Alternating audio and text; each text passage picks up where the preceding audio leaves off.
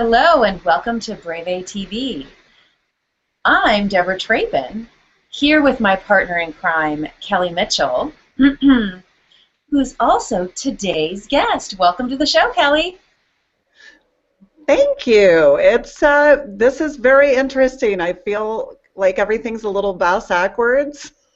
At Well, least how I feel it is. yeah, well, that's because we're turning the table and the mic on you. Because we I want to love talk it.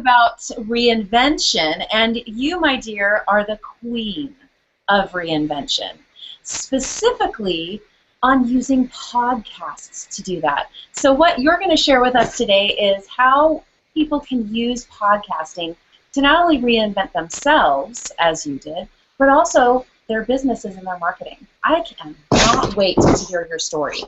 But first, in our beautiful tradition, we are going to share what's in our wine glass, and you get to go first. Yay! I love this part. Well, fancy this. I am reaching out and really challenging my taste buds because I have gone Pinot Noir again. Oh my goodness. So what's in my glass today, I am happy to say, is Love Noir, and this is the dark side of Pinot Noir, but I mean dark side in such a rich, fabulous, just delicious way. This is actually, I think I could probably eat this with anything, drink this with any meal I might be consuming, and it's really a delightful, delicious wine. And let's see, their tagline is obsession, desire, passion. Ooh. 50 Shades has nothing on Love Noir wine. Oh. Ooh, that sounds like a call out to me. It's fabulous. So, in my glass today, I have da, da, da, da, a jammy Pinot Noir. Oh my God, somebody like Honor cue of me into you. I decided to say I am going to drink Kelly's favorite red. Is a 2013 Savage Grace Pinot Ooh, Noir. that And sounds delicious. it is very delicious. It's they actually grow the grapes. I believe they grow the grapes in the Columbia Gorge. And what I love about this is it actually has Rainier cherries in it and a little bit of candied orange peel. So it's not super sweet, but it definitely has a little bit of fruit to it. And it's got this gorgeous color. You see this? Oh, that looks so delightful. You are going Absolutely. to love it. We'll definitely go to the tasting room that's here in Woodinville when you visit next. And I'll bring my Love Noir with so I can compare it side by side. Just, darling, what do you think of the hat? I love the hat. So before we go any further, I do have a fun little quote, by the way. People who cannot invent and reinvent themselves must be content with borrowed postures, second-hand ideas, fitting in instead of standing out. That is by Warren Bennis. Well, hallelujah to getting the heck out of the mold and being a little bit different Which is whenever the all moment got strikes you. the sassy hat on. I'm drinking Pinot, which is never happening. I think I need to wear my hat on all the shows every episode. I just think, the caffeinator has to have the hat. Ooh, The yes. winerator has to, the woman on wine has to have the glass.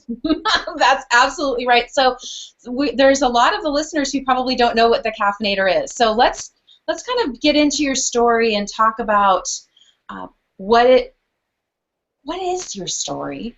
And I guess we need to pick our word of the day, which I'm guessing should be podcast. Uh-oh. Sounds dangerous. Okay, podcast it is. Yes, it is. Cheers. So who the heck is the caffeinator, and what is the story? Where do you come from? Give it to us straight, sister. Okay, so I spent some of my formative years in Minnesota, but quickly progressed west and ended up in Newport Beach, California in the 70s. And shortly thereafter, I was cut off by my parents in an effort to uh, encourage me to move to Hawaii, the most remote landmass in the world, which I was not excited about. But lo and behold, in 1977, 78, I left Newport Beach for Hawaii and lived there ever since. So I've traversed 4 industries successfully. I think that the caffeinator, in the truest sense, is somebody who's an engine of sorts, someone who is a method of change, who is a catalyst of change and transformation. And I've certainly experienced that in real life myself, and always have created opportunities, pushing the envelope, trying things technologically advanced, whether they were ready for me or not. And, the caffeinator is about pushing the envelope in a very big way. And the caffeinator is your kind of your stage name, if you will, on a podcast, a very, very famous podcast inside and the real estate industry, which we are allowed to say that today since it's directly related to Noir. So how did you get that name? How did the caffeinator, how was that born? That's kind of exciting. Well, the show is Agent Caffeine. So, I guess the essence of the show, again, is innovation and transformation. But the caffeinator is the one who makes things happen, who ties some snarkasm into, her day without being hurtful to people. That's very important. But snarkasm, making things happen, making people think, and trying to change the landscape. I really love to inspire people to get the hell out of their own way. I love that. So, okay, so explain to me why you got into podcasting. I mean, you've been doing this for how many years now? 3 years? 3 years. 3 years. Hello. Like, why the heck did you jump into the space? Well, so it's so funny. I discovered, podcasting, everybody, cocktails. Ching. Ching. I got into this space because, so I'm out in the middle of nowhere, a blonde, blue-eyed, 5'7" chick who doesn't fit in Hawaii by any stretch of the imagination. I never really fit in there. So it's always, trying new things and trying to get people to adopt new things. And I kept hitting this level of frustration, which is a wall. And after I had beat my head against the wall so many times, I was like, Twitter came on the horizon, and I was like, oh my God, I can communicate with people I don't know. This is magic. And so in June of 2008 was when I first got involved in Twitter, and really on the island, very few people were playing in that arena. I latched onto it, became very involved in the social scene. And then after some time, we actually were facing a tsunami, and this was the Japan tsunami, which was so devastating to the people of Japan. So my heart goes out to them. But this was an opportunity for me to communicate with people from everywhere, all over the world, what I was going through. And so I had probably 6 or 7 different news channels. I had people in various areas of the state that I was connected with, and I was doing a play-by-play on what was happening with the tsunami, the prep, when it started affecting the islands, and I was reporting it quicker than CNN was. And so people stopped watching CNN, and there were historical tweets that actually reference this. She's reporting things faster than CNN can get them out there. And I must have been tweeting for, I don't know, 10, 12 hours. And it was a fascinating thing to be in the middle of, but also that kind of really, it created a lot of relationships that I didn't expect, and I still have today. In fact, a dear friend of ours, Archively's Perry Blake Gorman, is one of those people who first became aware of me because I was tweeting about the tsunami. Wow. And there's even a white paper on it, which is amazing to me. But so seeing what happened with that instance really kind of opened my eyes. There's a way to communicate with people outside of my own space, and why not do this in some way, shape, or form that I can help other entrepreneurs, because I've been an entrepreneur forever and startups are my middle name. So that was kind of the the pivotal point, I guess. Excellent. So you saw the ability to use a podcast as taking what you were doing on Twitter to a whole nother level. People Absolutely, actually see absolutely. you and communicate with you. I love that. So what has been the evolution of this show, this Agent Caffeine? So you started, were you interviewing people or was it just you? Like, what is the format of it and how did you make that decision? Well, I thought, I'd probably run out of things to say after a while, and this wasn't something that I planned on doing as a, one night deal. I understood, based on the research that I had done on podcasts, that the commitment is probably even more important than it is with blogging. I mean, if people don't see you, out of sight, out of mind. And certainly from podcasts, there are people that look forward to hearing the new shows every week. So I knew I had to commit to doing it regularly. As far as the situation with how the format would play out, I was going to try a couple of different things. I thought me being the talking head solely was going to be completely boring. And I know I was getting connected with a lot of people in the real estate industry who were doing amazing things. And I'm like, I'm so tired of people keeping secrets from other people about how to do business. And in particular, seeing when you started a new company or you start in a new industry, and I experienced this from the automobile industry to the technology industry to real estate, everywhere. It's all the same. You get in, everybody's like, who the blank is this person? Oh, they want help. Well, I'll give them a little bit, but they need to learn like I did, School of Hard Knocks, right? And Yeah. I'm just like, with technology moving as fast as it was, and the information, like literally being able to be a fire hose of assistance to people, if it's done the right way, I figured, why don't I tap into the talent and then bring their voices to the forefront so the message gets out sooner, so people can be more successful faster, and they don't have to find out like I did over the last 28, 30 years. I really wanted to be the catalyst for bringing people powerful information that could transform their lives and their business and make them better at what they're doing. Oh, I love that. So what do you think was the biggest challenge when you were, whether it was launching or relaunching, like what were the challenges that somebody who might be thinking about doing this themselves could overcome a little faster with your advice?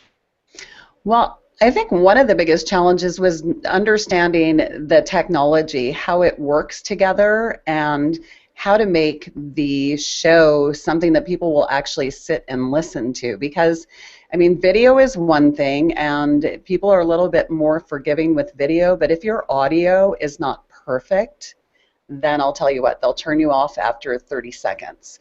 So the technology was a big challenge, and I've got technology today that I spent hundreds of dollars on that I don't use.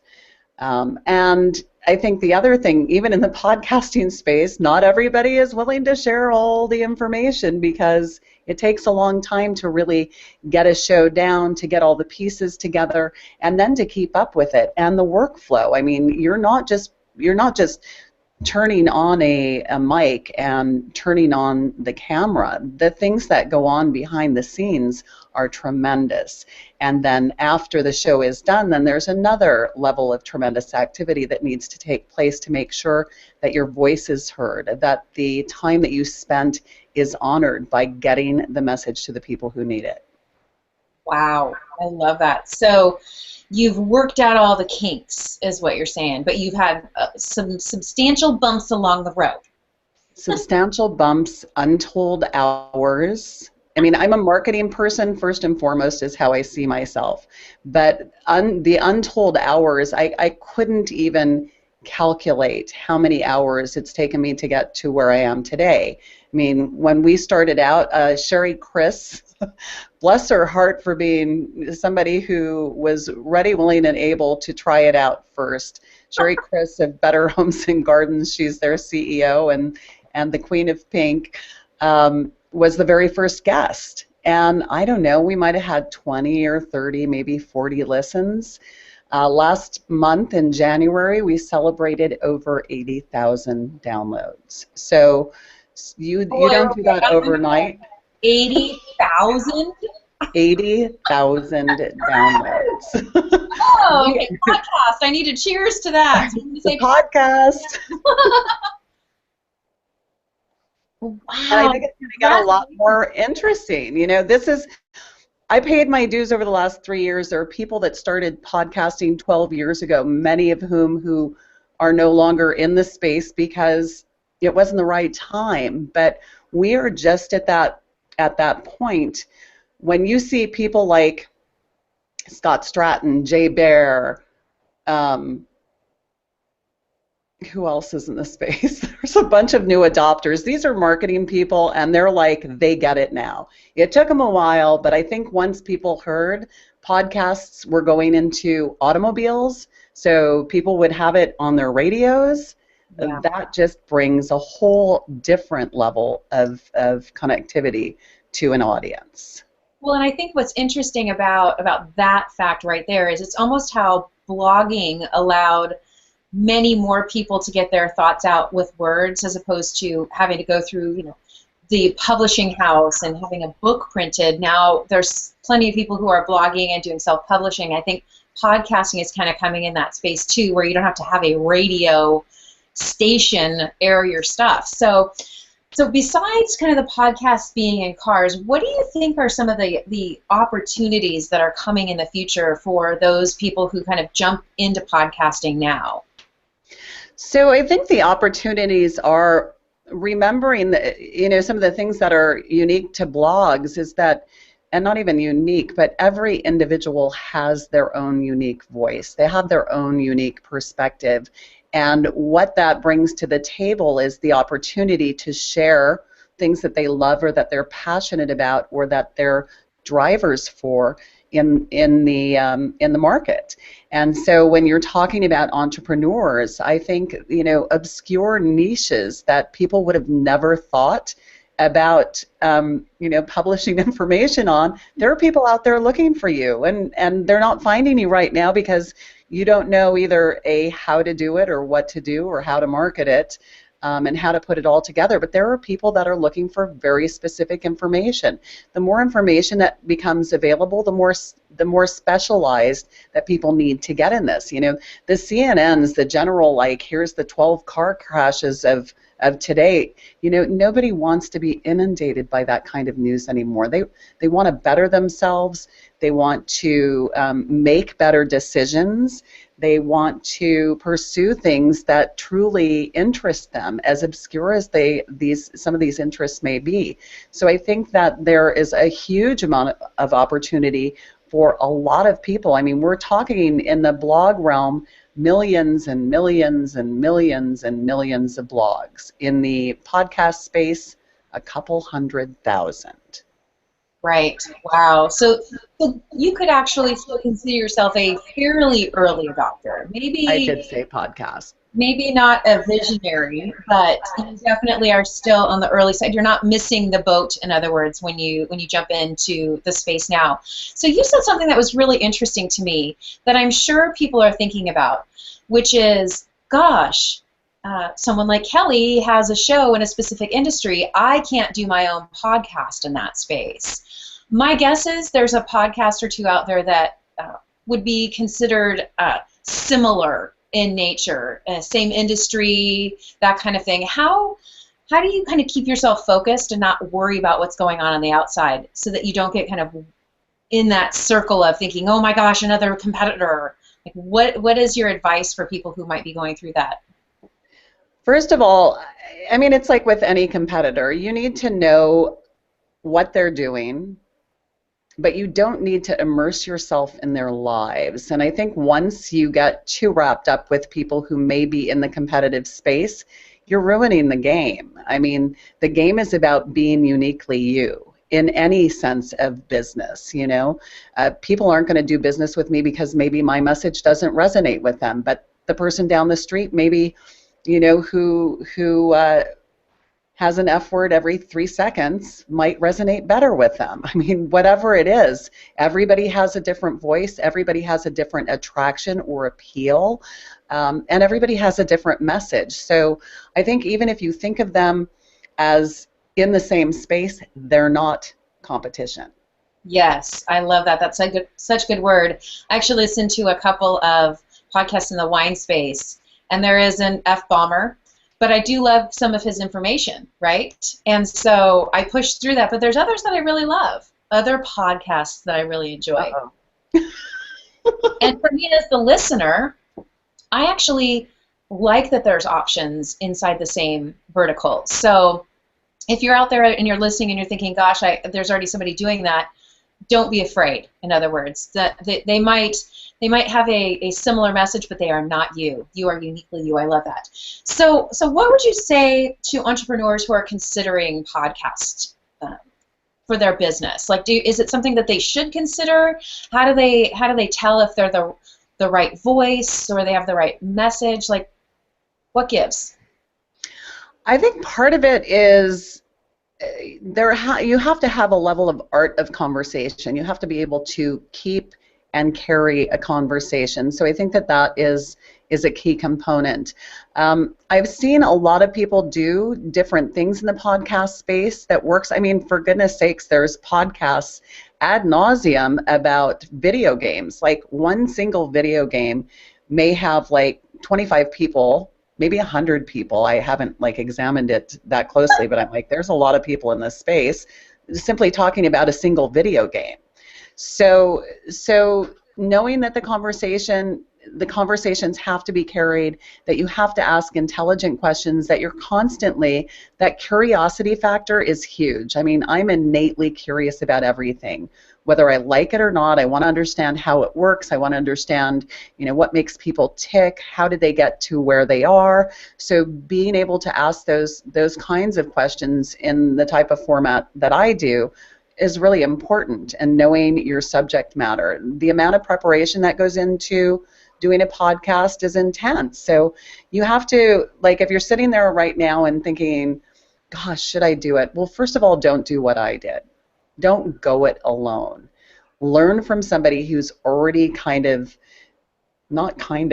already done it, who's doing it, who understands every single piece that you have to go through, who knows how to make it a success, who knows how to help you generate the traffic, who knows how to help you choose the right guests, choose the right format, put together your strategy, choose the topic. You've got to have some sort of niche with your podcast, otherwise, and I'm seeing people do this plug and play as well. I don't know when you're doing a plug and play, like if you're just doing, hey, anybody who's around that wants to talk about, wine glasses, join me in the chat. I don't know if that's sustainable. I think if it's planned, if it's well thought out, if there are guests that add value, then that's different. But yeah, I'm seeing a lot of people try a lot of different things, and some's working and some, not so much, but you've got to keep with it. You've really got to keep with it. So make sure it's something that you can commit to. And now you have a Mastermind program, correct? So you want to tell us a little bit about that? Like, who's the ideal? How will that help somebody? What are they going to get from something like that? So from something like that, what you're going to get is you're going to get straight, direct guidance on how to put all the pieces together, on what types of technology you should be thinking about. We're trying to reduce the wear and tear on humans, and in particular the people that put the podcast together. So a couple of different aspects of how you can produce a podcast and then outsource pieces of the podcast that you don't necessarily need to be involved in, because you've probably got a bigger picture that you need to be focused on as far as driving money, right? Yeah. The podcast is an asset to your marketing toolkit. It's going to help you with visibility. It's going to help you with relationships. So I'll show you how it helps you with visibility. I'll show you how it can help improve your return on investment. But you're not directly hitting people over the head with your own message all the time. And that, I think, makes a big difference. People are there to learn, and you're providing them with the information that's powerful to them learning. So being able to choose guests, format the show, deliver a finished product, get the eyeballs there, it's not a simple process, and I think it took me a good year and a half to 2 years to really get things down to where it's running like a machine. Love that. And so how do they actually find out about that? Where do they go? So they should go to, now my landing page is almost done. I am a little bit of a perfectionist animal, and I want to make sure, oh my God, shock, surprise. I want to make sure that it's perfect before it launches. I'll probably have you look at it. But for now, they can email me or email Lisa. Lisa will keep me informed. They can email Lisa, my assistant, Lisa at agentcaffeine.com. And that's for entrepreneurs. The first mastermind is for real estate people, and it's very niche oriented. So we're talking about communities there in a really big way and how to be the master of your community. That launches the first week of April. With the entrepreneurs launches the first week of June. So we've got 2 segments going out. I'm really excited about it. I'm really excited. I want to help other people do business better, and I think that this is a great way for people to take that next step in their digital toolkit. I love that. And we'll be sure to update the information in the blog post underneath the show with exactly how they can find that information as it grows and changes and gains perfection status. How's that? That sounds wonderful. So one of my favorite things about your Agent Caffeine podcast is the Open the Kimono section. Ooh. So I would love to ask the caffeinator to open her kimono and share a secret, a little something that most people aren't going to know that is part of your secret to your success. So I mentioned this a little bit earlier, but I really think that this is part of the kimono deal, because a lot of people know me from one segment or the other, but they don't know how diverse my background is. And I think being in 4 different industries and then learning hands-on that it doesn't matter what industry you're in, the jargon changes a little bit, the strategies and techniques maybe a little bit, but the core principles of how you do business in every single industry are truly the same. And so that was a huge, for me, every time I got into a new industry, like I went from, what the heck was I doing? I went from the personnel industry into technology. And I'll tell you what, all of the programmers would speak in Vulcan to me, so I couldn't understand what they were saying. And then when that was over with, then they would critique me on why I couldn't speak Vulcan when I was in a meeting with a client. And the thing is they speak English, I speak English. It's like, come together at a common thread. So if people are doing that to you in the space that you're in or in the office that you're in or whatever, first of all, if it's a widespread issue, you might be in the wrong office, but know that your smarts, that your brain works equally well in whatever space you're in, so long as you employ the core disciplines that made you successful in the first place. I love that. If I may use one word, it would be tenacious. Your tenacity is part of the secret to your success, and I would definitely attest to that for sure. So any last words that you have for the entrepreneurs listening? Any last little tip or trick? tip or trick to the entrepreneurs that are listening? I would say if you've made it up in your mind that you are going to do a podcast, don't wait. Get out there and do what you need to do to get it put together. The second thing is do not give up. Not only is tenacity important, but having that engine, that positive engine behind you that's always moving you forward, really helps. So whether it's people you surround yourself with, whether it's affirmations that you do in the day, whether it's writing down the 3 things that you're grateful for every morning, do something that keeps that engine going. And then remember, reinvention is not something that you do once. It's something that you repeat constantly. And to stop reinventing is to stop living. So don't be afraid to take those first steps out there and change what's not working.